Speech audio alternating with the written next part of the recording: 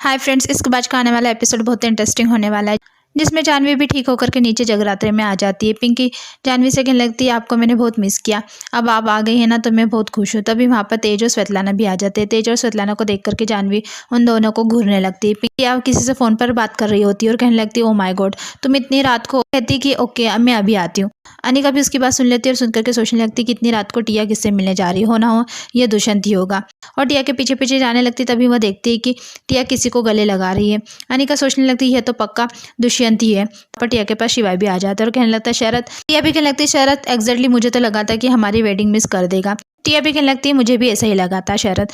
और शिवाय और टिया शरद को लेकर के वहां से चले जाते। तभी अनिका सोचने लगती है अगर यह शरद है तो फिर दुष्यंत कौन है। फिर उसे वो फोटोग्राफ्स की याद आने लगती है। अनिका सोचने लगती तो शायद वह दूसरा वाला दुष्यंत होगा।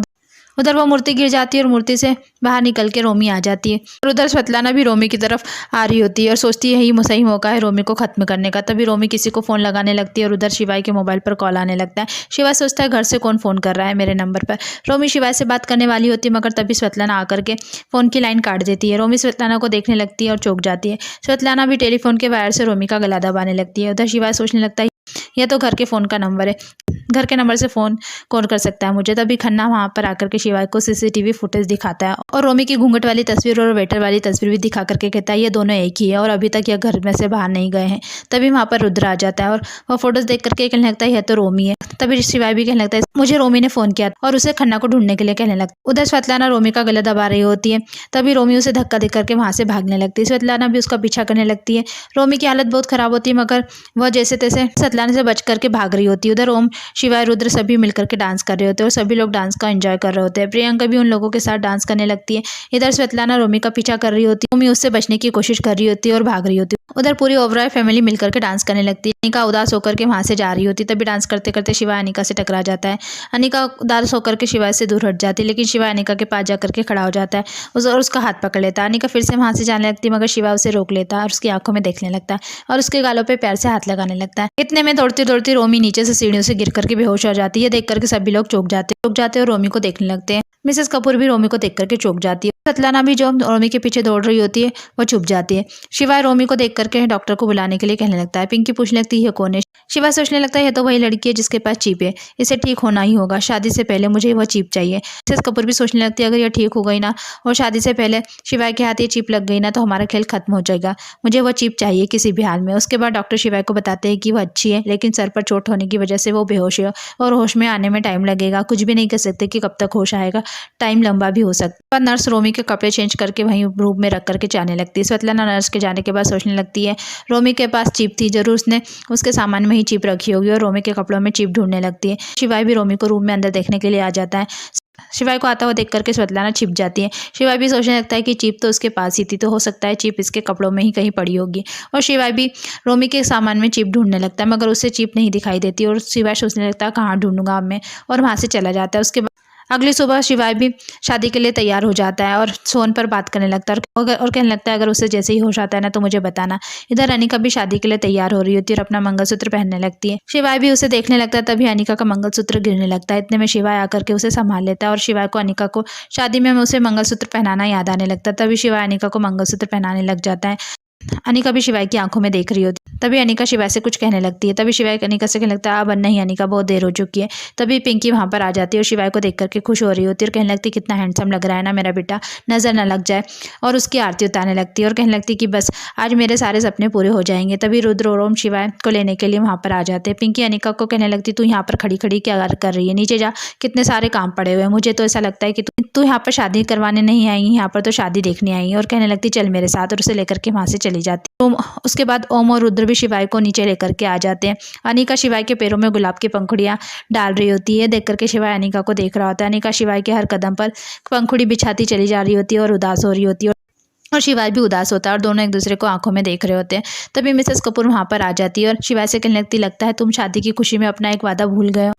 ये तुम्हारे और अनिका के डिवोर्स पेपर है और इस पर साइन कर दो ताकि तुम्हारी और टिया की शादी लीगल हो सके। और उस डिवोर्स पेपर पर उसे साइन करने के लिए कहती। तभी दादी आकर के कहने लगती है बिल्लू अभी भी वक्त है, सोच ले। तभी पिंकी कहने लगती सोचना किस लिए मम्मी जी, फैसला तो हो चुका है ना। और कहने लगती तू साइन कर इस पर। शिवाय अनिका को देखने लगता है और कहता है कि पेन दीजिए, और पेन लेकर के डिवोर्स पेपर पर साइन कर देता है। अनिका भी डिवोर्स पेपर देखने लगती है। देख करके पिंकी खुश हो रही होती और कहने लगती है फाइनली डिवोर्स हो ही गया।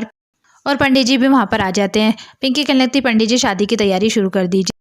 उसके बाद मिसेस कपूर भी टिया को तैयार करके लेकर आ जाती है और टिया से कहने लगती है बहुत मेहनत की है, तुम अपनी कुछ स्टूपिड हरकत से सारा प्लान फेल मत कर देना। तभी पिंकी टिया और शिवाय को ले जाकर के मंडप में बिठा देती है।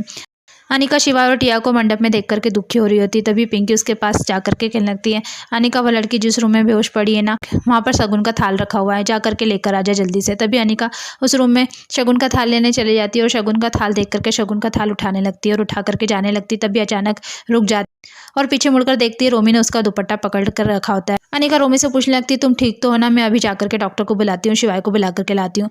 मगर रोमी उसका दुपट्टा पकड़ करके कहने लगती है यह शादी रोक लो टिया, रॉबिन मेरा भाई है।